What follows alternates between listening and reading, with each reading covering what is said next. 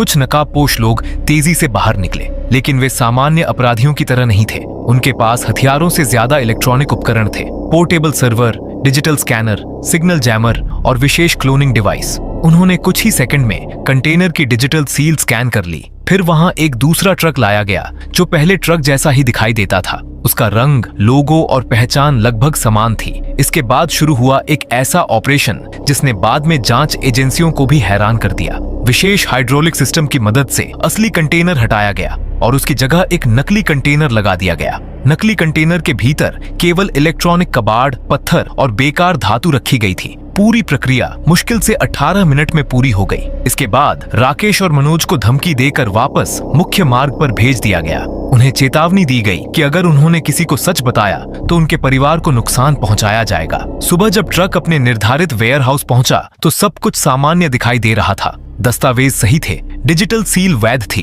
Container number भी वही था। लेकिन जैसे ही कंटेनर खोला गया, पूरे हॉल में सन्नाटा छा गया। करोड़ों रुपए का संवेदनशील उपकरण गायब था। उसकी जगह केवल स्क्रैप पड़ा हुआ था। कुछ ही घंटों के भीतर मामला राष्ट्रीय सुरक्षा एजेंसियों तक पहुंच गया। जांच की जिम्मेदारी साइबर विशेषज्ञ अधिकारी अदिति राणा को सौंपी गई। शुरुआती जांच में ही उन्हें समझ आ गया कि ये कोई सामान्य चोरी नहीं है। ट्रक की ट्रैकिंग प्रणाली के साथ दूर बैठकर छेड़छाड़ की गई थी। इसके अलावा हाईवे के कई कैमरों की रिकॉर्डिंग में भी संदिग्ध गड़बड़ी मिली। जैसे जैसे जांच आगे बढ़ी, एक और चौंकाने वाली बात सामने आई। जिस कंपनी ने यह शिपमेंट मंगवाया था, उसके आईटी विभाग का एक कर्मचारी घटना से 2 दिन पहले अचानक गायब हो गया था। उसका नाम था निखिल मेहरा।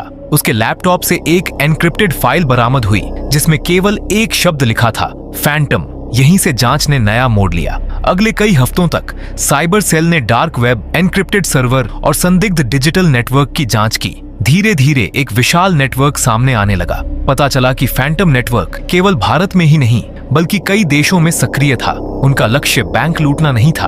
वे संवेदनशील तकनीक, रक्षा उपकरण और महत्वपूर्ण डेटा को निशाना बनाते थे। इसी दौरान जांच एजेंसियों को एक और झटका लगा। चोरी किया गया सामान अभी तक देश से बाहर नहीं गया था। इसका मतलब था कि अपराधी किसी बड़े ऑपरेशन की तैयारी कर रहे थे। कुछ महीनों की निगरानी के बाद एक गुप्त सूचना मिली कि राजस्थान के रेगिस्तानी इलाके में स्थित एक बंद डेटा सेंटर में संदिग्ध गतिविधियां चल रही हैं। इसके बाद